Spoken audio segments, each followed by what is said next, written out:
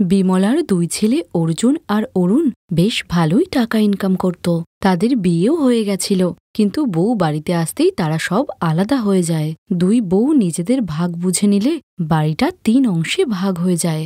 অর্জুন তার বউ সীমার সঙ্গে একটা অংশে থাকত, আর অরুণ তার বউ রেখার সঙ্গে দ্বিতীয় অংশে থাকত, আর তাদের বাবা মা আর বোন তৃতীয় অংশে থাকত। সুখী আর বিমলা খুবই কষ্ট করে দুই ছেলেকে মানুষ করেছিল। এটা কি হয়ে গেল বিমলা? ভেবেছিলাম যে দুই ছেলের বউ আমাদেরকে দেখবে, কিন্তু কিন্তু ওরা যে সংসারটাই ভেঙে দিল।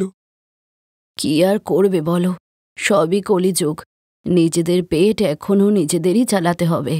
এই শুনে তাদের মেয়ে পায়েল বলল, বাবা মা, আমার জন্য তোমাদের কষ্ট হচ্ছে, তাই না? না রে মা, কষ্টের কি আছে? তুই তো আমাদের একমাত্র আদরের মেয়ে। একবার তোর বিয়েটা হয়ে যাক, তারপর আমরা নিশ্চিন্তে মরতে পারবো। এমন করে কেন বলছো বাবা? কেন বলবো না রে মা, তোর বিয়ে দেওয়ার জন্য যে আমার হাতে একটা পয়সাও নেই। আমি যে আমার যোগ্য ছেলেদের লেখাপড়া শেখাতে গিয়ে পুরো নিঃস্ব হয়ে গেছি, নিঃস্ব। হ্যাঁ, ভেবেছিলাম দুই ভাই চাকরি পেয়ে গেলে দুজন মিলে ছোট বোনটার বিয়ে দেবে। ওদের নিজের বোনকে বিয়ে যে দিতেই হবে, না হলে আমাদের একমাত্র মেয়ে পায়েল কি অবিবাহিত থেকে যাবে? আমি কালই কথা বলবো। কথাবার্তা শেষ করে বিমলা রান্না করতে যায়। দুই বৌমার রান্নাঘর থেকে চিকেন আর পনিরের সুগন্ধ আসছিল। সুগন্ধ নিতে নিতে বিমলা রুটি করে ফেলে, আর 3 জনে গুড় রুটি খেয়ে শুয়ে পড়ে। বিমলার দুই ছেলেই বড় মাল্টি ন্যাশনাল কোম্পানিতে চাকরি করত। দুই ছেলেই সকালে উঠে অফিস যেত বলে সুখী সকালবেলাতেই ছেলেদের বাড়ির সামনে বসেছিল, কারণ সুখীর অনুমতি ছিল না ছেলেদের বাড়ির ভিতরে ঢোকার। তার বড় ছেলে অর্জুন ব্যাগ নিয়ে বাইরে আসতেই সুখী তাকে বলল, বাবা, আমার তোর সাথে কিছু কথা ছিল। অরুণকে বলে রাখো, আমি ওর থেকে শুনে নেব। এই বলে অর্জুন চলে গেল। 5 মিনিট পর অরুণ বাইরে এলে, বাবা 2 মিনিট দাঁড়িয়ে যা, একটা কথা বলবো ব্যাস। আরে দেখতে পাচ্ছ না যে আমি প্রচন্ড বিজি আছি? এখনই তোমায় কথা বলতে হবে, পরে এসো, যাও। অরুণ কথা না শুনে সেখান থেকে চলে গেলে সুখী বাড়িতে এসে কথা বলে, তোমরা আমার বিয়ের জন্য এত চিন্তা করো না, ভাগ্যে থাকলে ঠিকই হয়ে যাবে আমার বিয়ে। পায়েলের কথাই সত্যি হলো। পায়েলের কপালে ছেলে তো ছিলই, কারণ পায়েলের কলেজেরই একটা ছেলে পায়েলকে পছন্দ করত, যার নাম ছিল অনুরাগ। অনুরাগ পায়েলকে বলল, পায়েল, তুমি আমাকে বিয়ে করবে? হ্যাঁ অনুরাগ, কিন্তু তোমার বাড়ির লোক আমাকে কি মেনে নেবে? হ্যাঁ, কেন মেনে নেবে না? আমি আজই কথা বলবো ওনাদের সাথে। অনুরাগের বাড়ির লোক খুবই ভালো ছিল, তারা এক কথাতেই বিয়ের জন্য রাজি হয়ে যায়। আর পায়েলকে দেখতে এসে অনুরাগের মা বলল, পায়েলকে খুবই পছন্দ হয়েছে আমাদের। আমার ছেলে অনুরাগও তো ওই আমেরিকাতে চাকরি পেয়েছে। পরের মাসেই তো ও আমেরিকায় চলে যাচ্ছে, তাই 3 দিন পরে আশীর্বাদটা হয়ে যাক, তারপর পরের সপ্তাহে বিয়ে হয়ে যাবে। হ্যাঁ হ্যাঁ হ্যাঁ, নিশ্চয়ই, কেন নয়, তাই হবে। সুখী কোনো রকমের ভাবনা চিন্তা ছাড়াই বিয়ের জন্য হ্যাঁ বলে দেয়। 3 দিন পরেই আশীর্বাদের অনুষ্ঠান ছিল, কিন্তু সুখীর কাছে তো টাকাই ছিল না। এটা তুমি কি বললে? 3 দিন পর আশীর্বাদ কেমন করে হবে? বিমলা, তুমি বুঝতে পারছো না, এত ভালো ছেলে, এত ভালো পরিবার, এমন সম্বন্ধ কি করে হাতছাড়া করি বলো? কিন্তু আশীর্বাদের জন্য যে সোনার আংটি লাগবে, সেটা তুমি কোথায় পাবে? অর্জুন আর অরুণের সাথে কথা বলতে হবে। তখনই অর্জুন আর অরুণ বউদেরকে নিয়ে সেখানে আসে। আমাদের সাথে কথা বলে কোনো লাভ হবে না বাবা, আমরা পয়সা দিতে পারবো না। আর হ্যাঁ, বিয়ে ফাইনাল করার আগে আমাদেরকে জিজ্ঞাসা করেছিলে? জিজ্ঞাসা করতেই তো গিয়েছিলাম সেদিন, কিন্তু তোমাদের কাছে সময় কোথায়? এই আশীর্বাদে আমরা 1 টাকাও দেব না। হ্যাঁ হ্যাঁ, টাকা কেন দেব? টাকা কি গাছে তৈরি হয় নাকি? তোমরা এভাবে বলো না। তোমরা সাহায্য না করলে পায়েলের আশীর্বাদ আর বিয়ে কি করে হবে? সীমা আর রেখা অর্জুন আর অরুণের কানে বিষ ঢেলে দিয়েছিল। তারা চাইছিল না যে পায়েলের বিয়ে আমেরিকায় চাকরি করা ছেলের সঙ্গে হোক। তাই সীমা আর রেখা প্ল্যান করেছিল, রেখা যে কোনোভাবে ননদের এই বিয়েটা আটকাতে হবে, নইলে এত ধনী ঘরে বিয়ে হয়ে গেলে আমরা ওদের উপর অত্যাচার করতে পারবো না। হ্যাঁ, ওরা ধনী হয়ে গেলে আমাদের উপর হুকুম চালাবে। এমনটা একদম হতে দেব না। গরিব গরিবই থাকবে। দেওরকে বলবি 1 টাকাও না দিতে। দুজনের এই প্ল্যান মাফিকই সব কাজ হচ্ছিল, কিন্তু তারা দুজনে তো ভুলেই গিয়েছিল যে পৃথিবীতে এখনো ভালো কিছু উপস্থিত আছে। আরও একটা দিন কেটে যাওয়ার পরে সকালবেলায় অনুরাগ তার মা আর কিছু আত্মীয়দের নিয়ে পায়েলের বাড়িতে এলে বিমলা পায়ের কাছে পড়ে বলল, দিদি আমাদেরকে ক্ষমা করবেন, আমরা একটা আংটিও কিনতে পারিনি। নিজের হবু শাশুড়িকে মায়ের পা ধরতে দেখে অনুরাগের খুবই খারাপ লাগল। আমাকে বলুন। এরপর বিমলার মুখ থেকে সবকিছু শোনার পর অনুরাগের মা বলল, আচ্ছা এইটুকু ব্যাপার, এটা তো আপনি সেদিনই বলতে পারতেন দিদি। আমার সাহস হয়নি। ঠিক আছে, আশীর্বাদ তো মন থেকে হয়, আংটি দিয়ে নয়। অনুরাগ, যা তো গিয়ে একটা আংটি কিনে আন বাবা। হ্যাঁ মা, এক্ষুনি যাচ্ছি। এই বলে অনুরাগ তাড়াতাড়ি গিয়ে একটা সোনার আংটি কিনে আনে, যা দিয়ে আশীর্বাদের অনুষ্ঠান হয়ে যায়।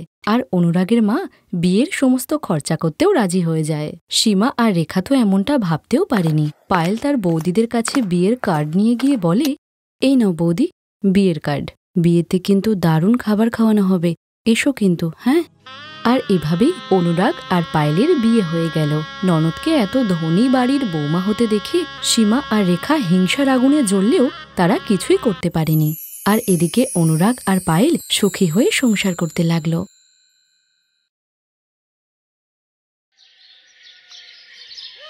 অনেক পুরনো চিন্তাধারার মানুষ ছিলেন অনিতার শ্বশুরবাড়ির লোকেরা। আর একথা বিয়ে ঠিক হওয়ার সময়তেই অনিতা বুঝতে পেরেছিল। কারণ প্রথম দিনই অনিতা শাশুড়ি 20 লক্ষ টাকা পণ চেয়েছিল, যা শুনে অনিতা তার মাকে বলেছিল, মা, ওনারা তো বিয়ের আগেই কত কিছু চাইছে, আমি ওখানে বিয়ে করব না। কিন্তু অনিতার মা বলল, আরে মা, ছেলের বাড়ি পণ তো চাই, আমরা পাত্রীপক্ষ, পণ তো দিতেই হবে। আর তাছাড়া ওরা অনেক ধনী, বিয়ের পর তুই আরাম করে থাকবি। এরপর অনিতার অনিচ্ছা সত্ত্বেও বিয়ে করতে হলো, কারণ তার মা যে তাকে দিব্যি দিয়েছিল। নিজের মনকে মানিয়ে শ্বশুরবাড়ি যাওয়ার পরে অনিতার শাশুড়ি প্রথমেই অনিতাকে বলল যে, এসো বৌমা, দেখেছ কখনো এত বড় বাড়ি? বলো কেমন লাগছে এখানে এসে? ভালো লাগছে মা। সে তো লাগবেই, কিন্তু এই বাড়ির কিছু নিয়ম আছে। বাড়ির বৌমাদের সবসময় মাথায় কাপড় দিয়ে রাখতে হবে, বাড়ির বাইরে পা রাখা যাবে না, আর বাইরের কোনো ছেলের সঙ্গে কথাও বলা যাবে না।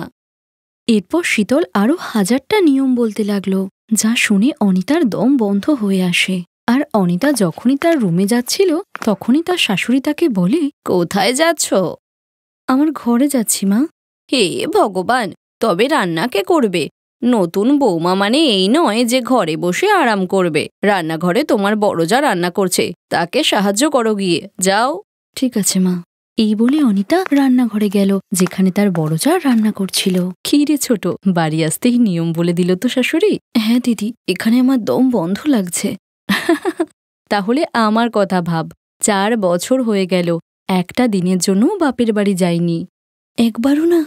হায় ভগবান, কি আর করব বোন, বিয়ের পর তো শ্বশুরবাড়ির কথাতেই চলতে হয়। ছাড় ওসব, ধীরে ধীরে বুঝতে পারবি। আজ তো তোর ফুলসজ্জা, কি ভাবলি? আরে দিদি তুমিও না, আমার লজ্জা লাগছে। আয় হায়, লজ্জা কেন পাচ্ছিস? ছাড়, কোনো সমস্যা হলে অবশ্যই আমাকে বলিস। আর তখনই বাড়ির 2 বৌমা বান্ধবী হয়ে গেল। আর রাত্রিবেলায় অনিতা সেজে গুজে তার বিছানায় বসেছিল। আর ওদিকে তখন অনিতার বর অমিত বন্ধুদের সঙ্গে পার্টি করে প্রচুর মদ খাচ্ছিল। আর মাতাল অবস্থায় যখন সে গাড়ি চালিয়ে বাড়ি ফিরছিল তখন সে নিজের কন্ট্রোল হারিয়ে বসে, আর অ্যাক্সিডেন্টে তার সেখানেই মৃত্যু হয়। আর এই খবরটা অনিতা পাওয়া মাত্রই সে ভীষণ রকম কান্নায় ভেঙে পড়ে। এটা কি হলো? তুমি কোথায় চলে গেলে? আজ তো আমাদের ফুলসজ্জা ছিল, আমি তো শেষ হয়ে গেলাম। অনিতার শাশুড়ি অনিতাকেই দোষ দিতে লাগলো, তোর জন্য মরে গেছে আমার ছেলে, তুই অপায়া, ঘরে এসে আমার ছেলেটাকে খেয়ে নিলি।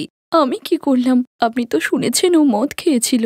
ছেলেদের ওই রকম শখ হয়, স্ত্রী সৌভাগ্যবতী হলে বেঁচে রয় স্বামী, সে যতই মাতাল হোক না কেন, তুই অপায়া, তোর জন্যই এইসব হয়েছে। আর এইসব শুনে অনিতা আরো ভেঙে পড়ে, আর তখন তাকে সামলায় তার বড় যা। কাঁদিস না রে বোন, এতে তোর কোনো দোষ নেই, কাঁদিস না। এরপর অনিতার স্বামীর অন্তিম সংস্কার হয়ে গেলে তার শাশুড়ি তাকে আরো অত্যাচার করে। সে বাড়ির সমস্ত কাজ অনিতাকে দিয়ে করানোর পরেও তাকে ভীষণ কথা শোনাতো। এরপর অনিতার মা দেখা করতে অনিতার বাড়িতে এলে অনিতা তাকে বলে, মা, এ কেমন বাড়িতে তুমি পাঠালে আমায়? স্বামীর মৃত্যুর জন্য শাশুড়ি আমাকে দায়ী করে। আমায় ক্ষমা করিস মা, আমি জানতাম না তোর শাশুড়ি এতটাই খারাপ মানুষ। আমি ভেবেছিলাম বিয়ের পর তোর স্বামী তোকে ভীষণ ভালোবাসবে আর সবকিছু ঠিক হয়ে যাবে। এখন তো স্বামীও নেই মা, এখানে থেকে আমি কি করব? আর তখন সেখানে সুমনা এসে বলে, হ্যাঁ অনিতা, তুই দ্বিতীয় বিয়ে কর। দ্বিতীয় বিয়ে? কিন্তু কে করবে আমার সঙ্গে বিয়ে? ছেলে খুঁজতে হবে, আর তোর বয়সও তো বেশি নয়, আর তোর ফুলসজ্জাও হয়নি। ছেলে ঠিক পেয়ে যাব। আজ আমার ভাই আসছে দেখা করতে, আমি ওর সঙ্গে এই ব্যাপারে কথা বলবো। অনিতা কিছুই বুঝতে পারছিল না। আর অনিতার সঙ্গে তার ঝামেলা বাঁধলে তার শাশুড়ি তার মাকে বলে, আপনার মেয়ের কারণেই আমার ছেলে মরে গেল। ও বাড়িতে আসতেই ছেলেটা মরে গেল। এ আপনি কি বলছেন দিদি? আপনি কোন যুগে আছেন? বেশি জ্ঞান দিও না আমাকে। মেয়ের আচরণ খারাপ হলে মুখে মানায় না এসব। ঠিক আছে, আমার মেয়ের জন্য যখন এতই সমস্যা হচ্ছে, আমি ওকে নিয়ে চলে যাচ্ছি। একদম না, ও কোথাও যাবে না। বাড়ির কাজ করার জন্যই ওকে বাড়ি এনেছি। এভাবেই ঝগড়া চলার সময় সেখানে আসে সুমনার ভাই অনিমেষ। আর অনিতাও তাকে এক নজরে দেখতে থাকলো। আর হ্যান্ডসাম অনিমেষ অনিতাকেও দেখতে লাগলো। আরে অনিমেষ, আয়, আমি তোরই অপেক্ষা করছিলাম। পরিচয় করিয়ে দিই, এই হলো আমার ছোট যা অনিতা। হ্যালো অনিতা, দিদি আমাকে তোমার ব্যাপারে সবটাই বলেছে, শুনে খুবই দুঃখ পেলাম। এখন যার ভাগ্যে যা লেখা আছে। অনিমেষ, আমার ঘরে চল, তোর সঙ্গে কিছু কথা আছে।